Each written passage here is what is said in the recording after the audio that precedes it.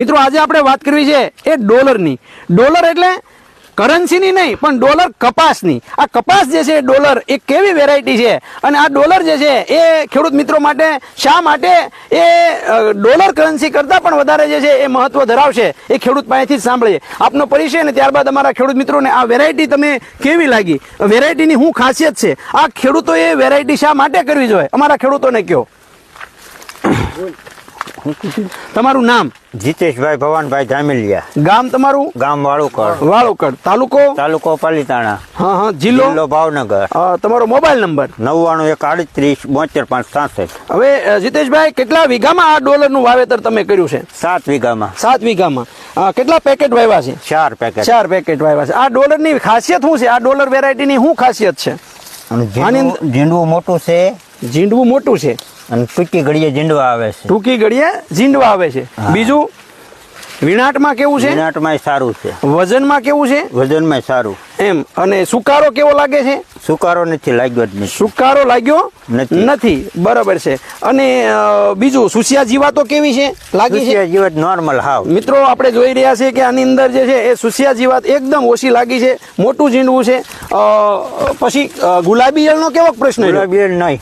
ગુલાબી ઈયળ જોવા મળી છે? નહીં. ઠામુક. ગુલાબી ઈયળ ઠામુકી જોવા મળી નથી. બીજું જે છે એ જીતેશભાઈ, આની અંદર બીજું શું જોવા મળ્યું તમને? છેક ઉપર સુધી ઝીંડવું? ઉપર સુધી ઝીંડવું અને ઉપર સુધી મોટું ઝીંડવું. ઉપર સુધી સળિયા થાય ને એ જ ઉપર એમ. હા, બરાબર છે. બીજું, આ કપાસની અંદર તમને બીજું શું નવું લાગ્યું? તમે વર્ષોથી જે ખેતી કરી રહ્યા છો તો આની અંદર તમને બીજું શું નવું જોવા મળ્યું? નવું તો બધું સારું છે એમ. હા હા. અને આ કપાસ જે છે એ કપાસ ની વેરાયટીની અંદર આમ અન્ય વેરાયટીઓ કરતા તમને શું નવું જોવા મળે? દાખલા તરીકે જે છે આ અવડી મોટી સિરીઝ, આની સિરીઝ જો લાંબી જે છે એ અહીંથી તમે કપાસિયા આપણે ખાલી એક ડાળની એક શાખાની અંદર ગણીએ તો કેટલા થઈ શકે એમ વિચાર કરો. આખા પંજાની અંદર જે છે એ બેહે છે. આખી સિરીઝ જે છે એ લાંબી અને ઝીંડવા શેક થી શેક સુધી જે છે એ જોવા મળે છે. 1 2 3 4 5 6 7 8 9 10 11 12 13 14 15 16 17 18 19. બરાબર છે.